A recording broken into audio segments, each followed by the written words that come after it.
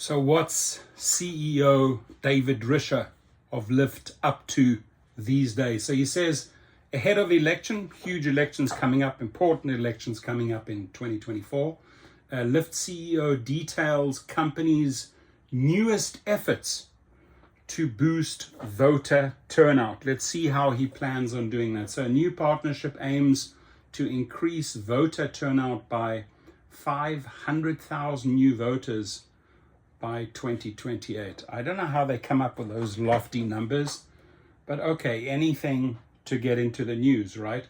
Ahead of the upcoming election in November, the popular ride-sharing service Lyft announced a partnership that its CEO said he hopes continues the company's mission to bring more people, especially younger voters, to the polls. Lyft CEO David Risher told ABC News in an interview that ahead of the upcoming election, he wanted to increase the company's footprint when it comes to increasing voter turnout. One of the most important things you can do to keep the community active and engaged is to make sure they have easy access to the polls. Risher said in the company's Washington, D.C. office. That includes a partnership between Lyft and Levi Strauss & Company, Showtime, and MTV to launch a new non-partisan initiative to increase voting among community college students.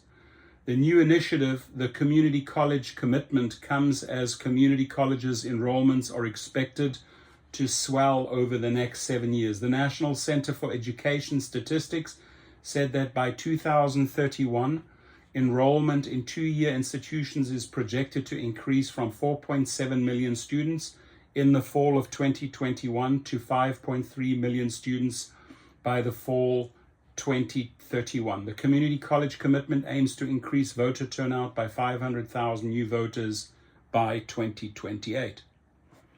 There he is, the critter, the man that keeps lying about the fact that drivers earn 70%. Not true, Mr. Risher. Starting good voting habits when you're young is important, Risher said. What's also important, Mr. Risher, is that you start telling the truth to the media, right? That's also very, very important. Truth, facts are really, really important, Mr. Risher. Don't keep on spreading the bullshit 70% lie. If you start voting when you're young, it becomes part of your life. It's a habit to build.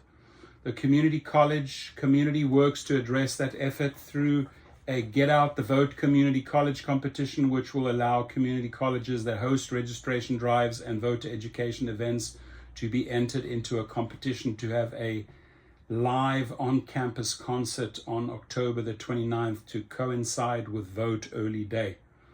Also, Lyft announced earlier this week that it will offer discounted rides to the polls on Election Day and a move it has made in previous years as well. For Lyft, focusing on voter access has been a decade-long effort. Risher said back in 2014, the rideshare company began focusing on voting access to the polls, which it says has helped more than 3 million people vote over the past decade.